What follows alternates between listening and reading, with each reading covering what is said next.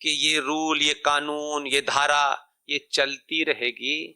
जिस दिन भारत अपनी सिविलाइजेशन को पहचान लेगा तो ध्यान रखिएगा, एक कपड़े में भी पूरी दुनिया को झुका देगा। ये बड़ी बड़ी काड़ियां, बड़े महंगे कपड़े पहनने से दुनिया आपको नहीं जानती। आज भी आचार्य चाणक्य की शरीर पे एक लंगोटी थी, उन सत्ता हिला दी थी उन्होंने। इसलिए कपड़े वपड़े तो सिर्फ थोड़ी देर भर की चीज होती है जिससे कोई इंप्रेस नहीं होता है। आप कौन हैं, किसके वंशज हैं, ये बोध भारत को हो रहा है तो दुनिया में कांव कांव कांव कांव मच रही है। इसलिए वो संविधान अवेलेबल है, मैं लाके रखा मैंने इसलिए, ताकि कल कोई सवाल मुझसे न कहे कि आपने देखी हुई बात करती। बगैर देखी हुई बात नहीं मैं करता। इसीलिए वंदे मातरम किसने लिखा था? ये भी आप ही के खाते में। लेकिन बंगाल से ये आवाज क्यों नहीं उठी? सत्ता किसी की भी, उसकी चिंता मत कीजिए ना। हमारा डिस्कोर्स कोई रोक सकता है क्या? क्या मैं सिर्फ इसलिए यहां मौजूद हूं? मैं तो 6 महीने पहले, 2 साल पहले भी आया था। सत्ताओं के बदलाव से कुछ कानून बदल सकते हैं, कुछ नियम बदल सकते हैं। 2 चीजों में कंफ्यूज मत होइए। देश और राष्ट्र में फर्क करना सीखिए। हम दोनों बातों को मिक्स कर देते हैं क्योंकि जुमलेबाजी करनी है हमको। देश चलता है संविधान से, पुलिस से, संसद से, फौज से, और देश चलाने के जितने भी अंग हैं, इतने से लेके इतना बड़ा, सब तनख्वाह लेके काम करते हैं। आई एम राइट और रॉन्ग? देश चलाने की जिम्मेदारी उन लोगों की जिनको आपने चुना है। हर एमपी की तनख्वाह है, प्राइम मिनिस्टर की तनख्वाह है, चपरासी की तनख्वाह है, स्कूल में पढ़ाने वाले की, सबकी तनख्वाह पे काम करने वाले जो लोग हैं वो देश चलाते हैं। तो राष्ट्र क्या है और राष्ट्र का संविधान क्या है और राष्ट्र को कौन चलाता है? संविधान में आज ये धारा आ गई, फिर आपने उसको हटा दिया। एक 35 पे थी वो हट गई, 370 थी वो हट गई।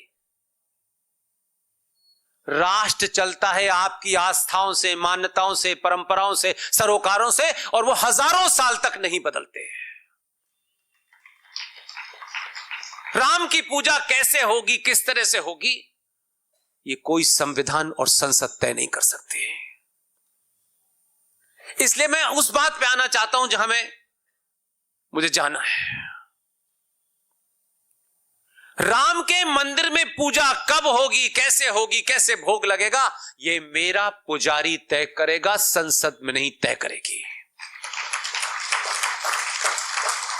हमने धीरे धीरे धीरे धीरे लालच और स्वार्थों के कारण अपनी मान्यताओं, परंपराओं, आस्था का टेका भी सरकार को पकड़ा दिया है।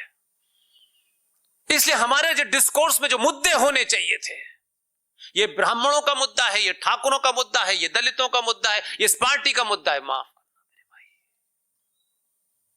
एक मुद्दे को ठीक कर लेते और उस पर पूरा दाव लगा देते। मैं भरी महफिल में कह रहा हूं ये बात, एक भी सनातनी बच्चे को किसी के सामने झुकना नहीं पड़ता। लेकिन लंबी लड़ाई है, इसलिए हमको कोई शॉर्टकट चाहिए नहीं। सभ्यताएं शॉर्टकट चलने वालों से नहीं चलती हैं। राम भी शॉर्टकट ले लेते और आचार्य भी शॉर्टकट ले लेते और कृष्ण भगवान भी शॉर्टकट ले लेते तो आज जीवित नहीं होते। वो कहते नहीं नहीं अब ऐसा हो गया, थोड़ा रामायण में बदल दो, कुछ ऊपर नीचे करो, ये सूट नहीं कर रही रामायण का ये श्लोक, अच्छा नहीं लग रहा है। इसलिए आपके साथ जो और समाज रहते हैं, हम उनसे भी नहीं सीखना चाहते हैं। हम समझ ठीक है, उनकी तरफ देखा फिर आगे बढ़, उन तरफ देखा फिर आगे बढ़ गए। इसलिए चीजें होती कैसे हैं? इसलिए राजा का काम है, क्योंकि वो संवैधानिक पद पे बैठा है, उसके पास शक्तियां भी हैं। अगर राजा उन शक्तियों का प्रयोग हजारों हजार साल की सभ्यता को बचाने में लगाता है तो लगाना चाहिए।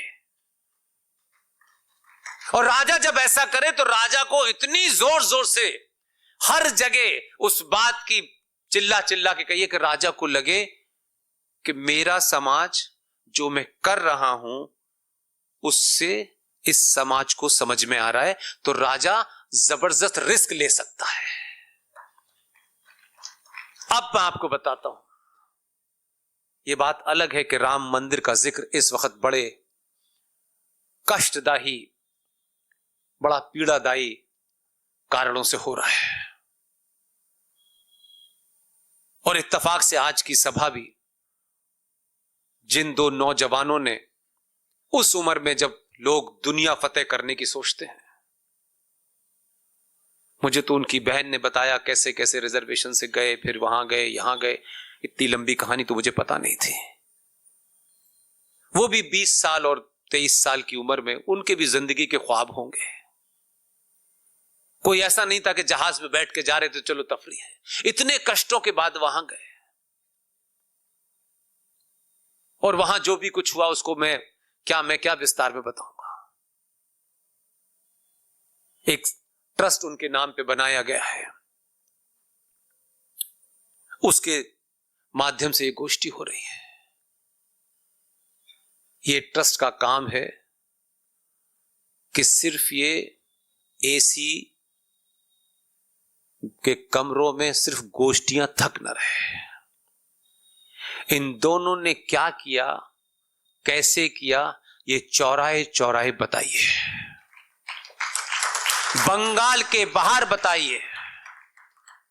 बंगाल के लोगों को तो पता है, जिन लोगों को नहीं पता है